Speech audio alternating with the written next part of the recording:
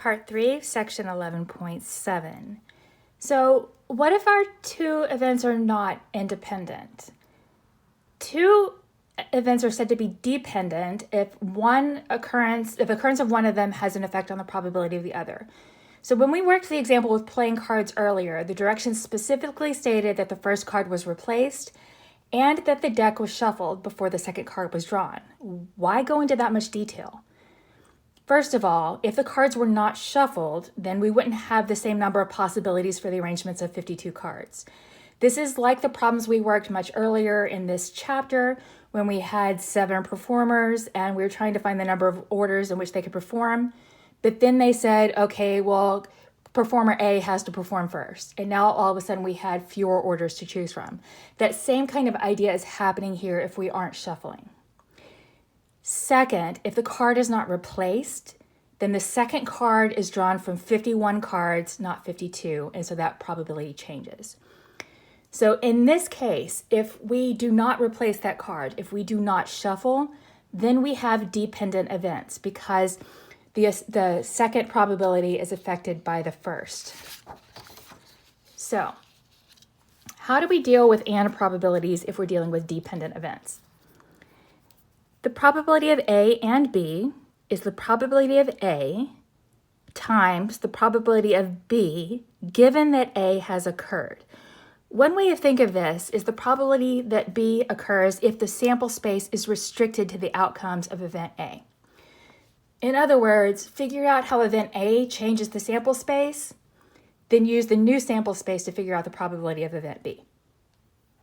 All right, so let's look at these problems. If we have 30 chocolates in a box and all are identically shaped, 5 are filled with coconut, 10 are filled with caramel, 15 are solid chocolate. You randomly select one piece, eat it, and then select a second piece. Find the probability of selecting 2 caramel-filled chocolates in a row. Okay, so probability of the first caramel. And I'm just going to put like little sub numbers here so that I can talk about whether I'm talking about this picking it first or in the second spot. Okay, there are 30 chocolates to choose from and there are 10 caramel. So the probability of choosing a caramel on the first one is 10 out of 30, which is 1/3. So now that we've done this, our sample space has changed before we make the second draw.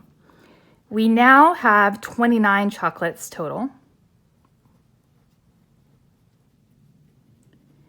And I've eaten one of the caramel, so now I have 9 caramels to choose from. This is my new sample space for the second draw. Okay, so now the probability of the second draw being a caramel as well. There are 9 out of 29.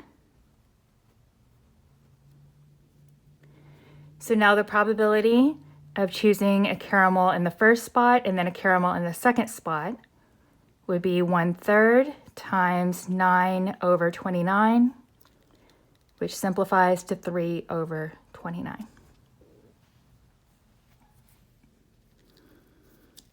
Okay. We have a coconut-filled chocolate followed by a caramel-filled chocolate. Okay. So first of all, the probability of coconut first. Well, how many coconut are there? There are 5 coconut out of 30. So that's 5 over 30, which is 1/6. And now once we've done that, we have 29 chocolates. And I have now 4 coconut left. Okay. Now the probability of the second one being caramel.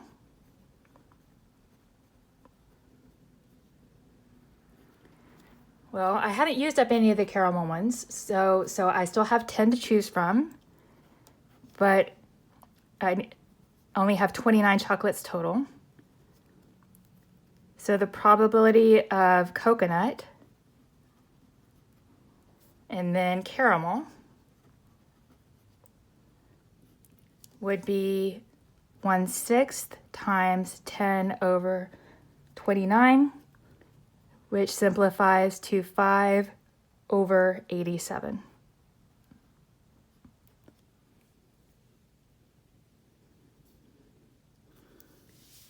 Let's find the probability of a coconut-filled chocolate followed by a solid chocolate. Well, our first draw here is the same as the one here. So there's no real reason to rethink all of this. It changes the sample space in the same way as the problem above.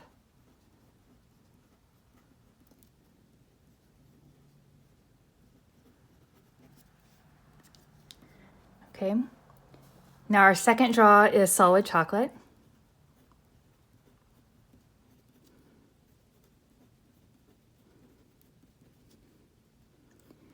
And there are 15 that are solid chocolate